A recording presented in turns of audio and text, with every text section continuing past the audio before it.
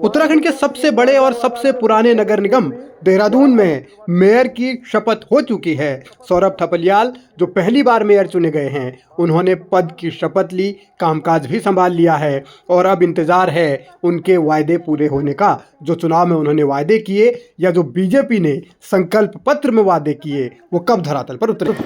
देखिए, मैं बहुत बड़ी जिम्मेदारी समझता हूँ और नगर निगम ये पद नहीं है, जिम्मेदारी बहुत बड़ी है। राजधानी है और अपनी जिस हिसाब से यहाँ पर वाहनों की संख्या बढ़ी है, उस हिसाब से पार्किंग की व्यवस्था हो, चाहे हरा भरा दून की, जो हमने संकल्प लिया था, जिन जिन बातों के लिए हमने संकल्प पत्र में हमने अपनी बात रखी है कि हम संकल्प लेते हैं कि जो निगम है आपके द्वार पे आएगा तो वो कार्य कैसे होगा और स्वच्छता कैसे देहरादून शहर के अंदर आएगी, उसके लिए जन भागीदारी भी सुनिश्चित करने की आवश्यकता है। और जनता के बीच में जाके जनता जागरूक होगी तभी निश्चित तौर, क्योंकि अपना घर समझेगी, परिवार की तरह समझेगी, देहरादून को अपना घर समझेगी, तभी जाके एक स्वच्छ वातावरण तैयार हो सकेगा।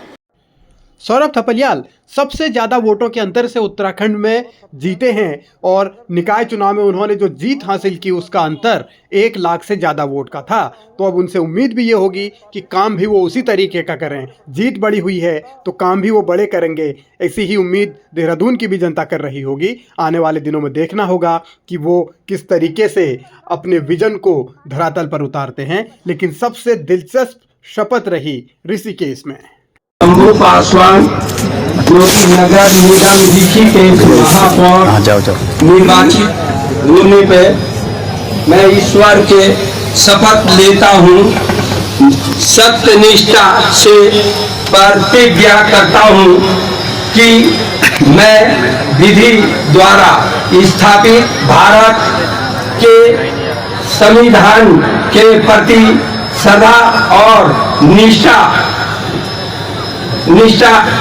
रखूंगा। मैं भारत के प्रभुता तथा अखंडता को बनाए रखूंगा और जिस पद को मैं ग्रहण करने वाला हूं उसको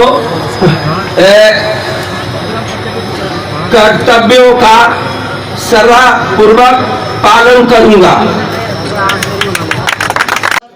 कैबिनेट मंत्री प्रेमचंद अग्रवाल के चहेते मेयर की ये शपथ कई तरीके के सवालों में है। उन्होंने क्या पढ़ा, क्या बोला, क्या नहीं बोला, ये तमाम चीज़ें चर्चा का सबब बनी हुई हैं।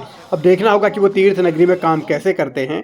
लेकिन कामकाज के इतर असल में सवाल यही है कि भारतीय जनता पार्टी ने डबल इंजन, ट्रिपल इंजन की जो भी गुहार लगाई थी वो पूरी हो चुकी है। अब देखना है कि उत्तराखंड कितनी तेज़ी से आगे बढ़ता है।